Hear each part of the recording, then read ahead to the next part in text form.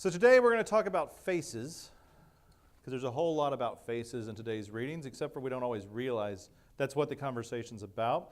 You see, Jesus teaches a great deal in a very few words today, and it usually just gets put on Stewardship Sunday as a good way to talk about money. And here we are on Stewardship Sunday talking about money. It's not unrelated, but you'll see that it's much more profound than just that.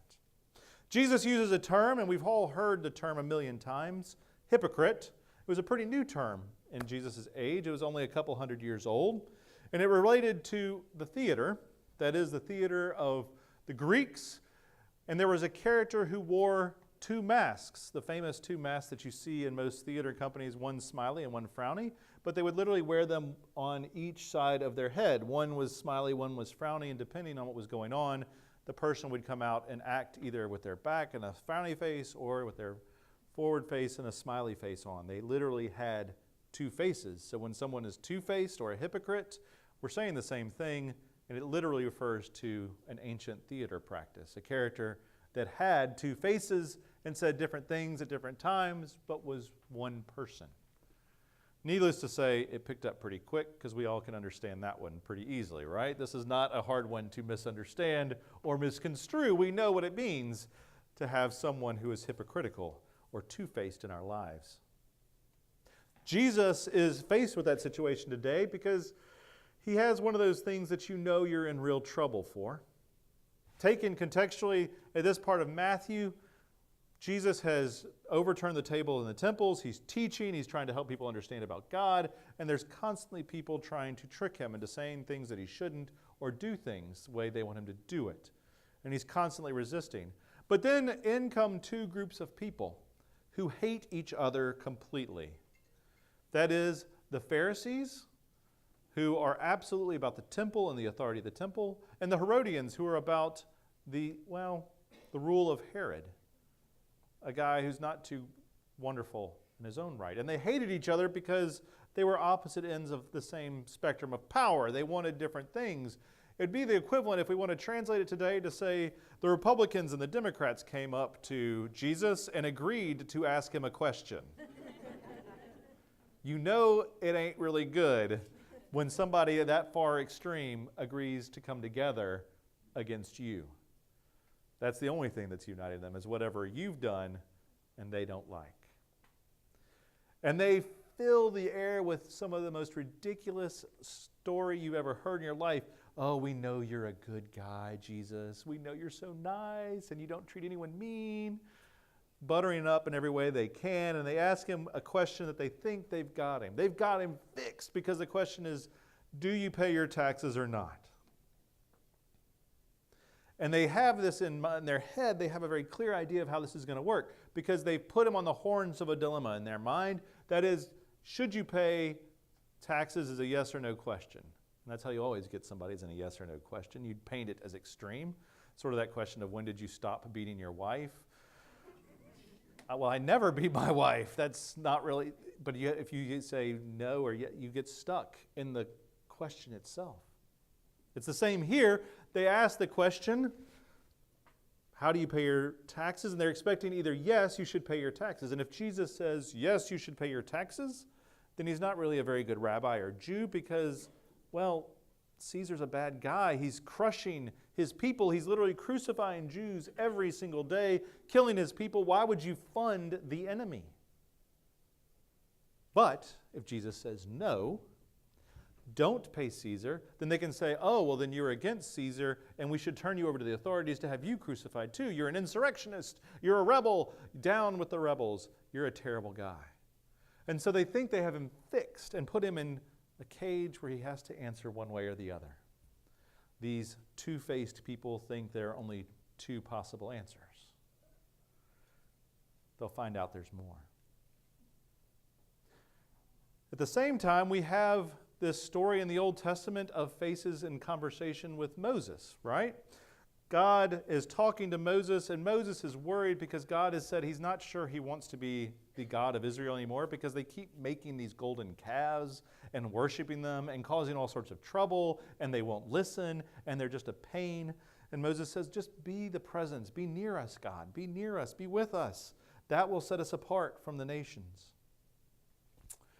And Moses and God keep talking. And God agrees to be with the people of Israel, to be part of the presence with them. But then Moses decides to press his luck and says, I'd love to have a conversation with you, God. I'd love to see you face to face. To which God famously replies, you can't do that, you'll die. You can't see God face to face because there's something about God's quality that is so full of goodness, of love and joy, it will just sort of make you explode.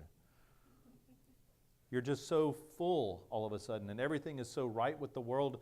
That's it. You just sort of automatically go to heaven, or you're automatically with God, and nothing here matters anymore, and you slip away. There's some quality to that. And so you have this great sequence where Moses basically has to hide in a rock. God puts his hands over his eyes, and the only thing that Moses gets to see is politely stated as his back as he walks away, except for when you're walking away and you're really low on the ground, what's the first thing you see looking up? It ain't the back. And yet, that's all Moses can see of God, and he is so radiant, his face glows. He comes back down the mountain, and the Israelites are afraid of Moses because he is radiant and glowing with joy and hope and life just by seeing God's backside. That's a different kind of face, isn't it?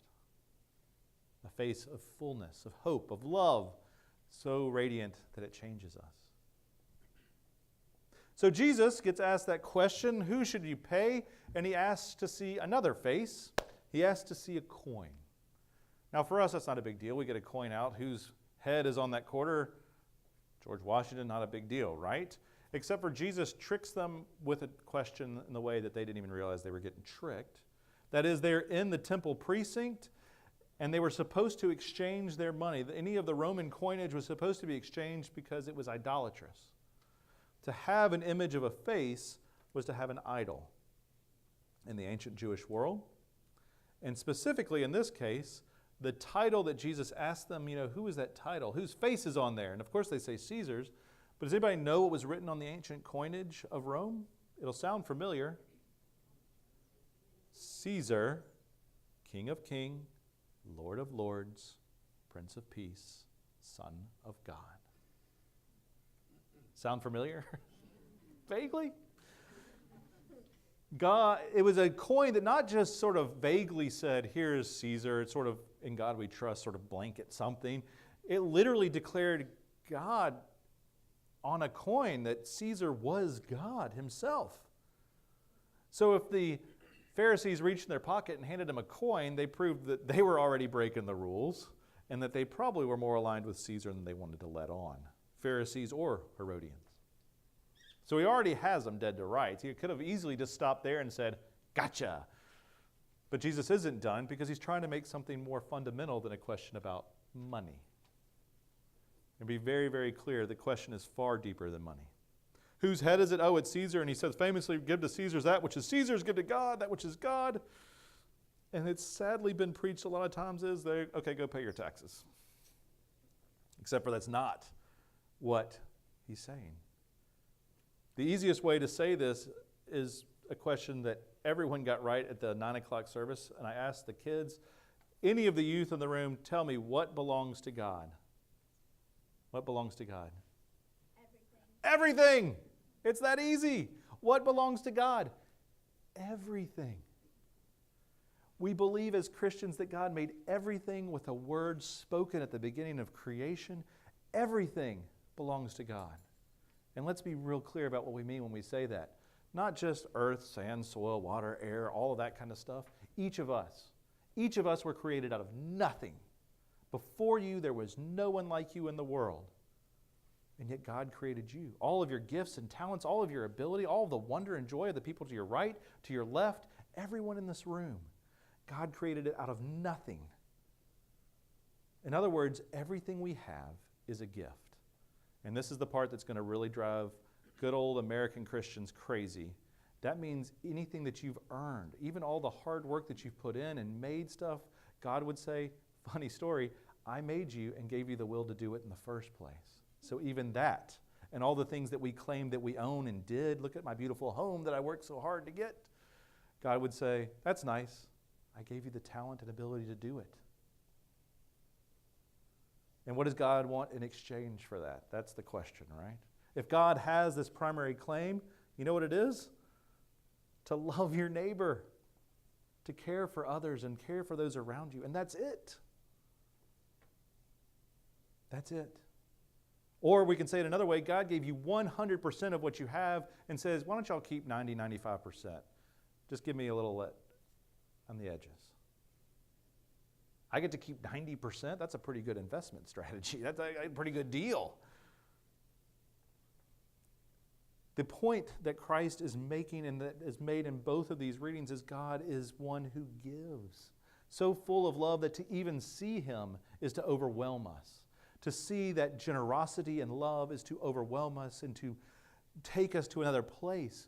And even just to see him glancingly, that is through the eyes of others or just walking by barely, is to overwhelm us even then and to fill us with radiance, joy. Or let me say it this way, hopefully when we worship God in this place, we walk out with a smile on our face because we have experienced God in our presence. There's a radiance that's that simple, that's still present and here and now. When we talk about God on a day like this and talk about giving to a stewardship campaign, the focus should never be on just what we put in that plate. That's important, and it's absolutely related to the health of your spirit. And the way it's related is because you realize all is gift, and what you're giving is just a fraction of that great gift God has given us. It's a thank you, not an obligation. It is a joyful giving, not a gee, I have to. It's a we're here together and God has given us so much, let's celebrate it and share it with this place and with all of those we love. If we can do that, we're just a little bit closer to what Jesus had in mind in the first place. And that is a reminder that everything is God's. And so we should share it as God has shared it with us. Amen.